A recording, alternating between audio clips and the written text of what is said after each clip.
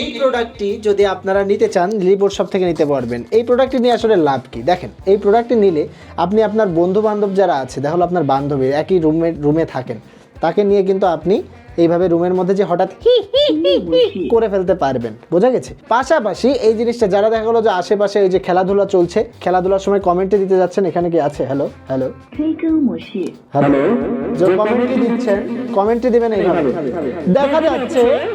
দেখা যাচ্ছে মিন্টুর পায়ে বল, মিন্টু থেকে ঝন্টু, ঝন্টু টেকেল করলেন, রেফারির সামনে দিয়ে মাটি কামড়ে বল, গোল।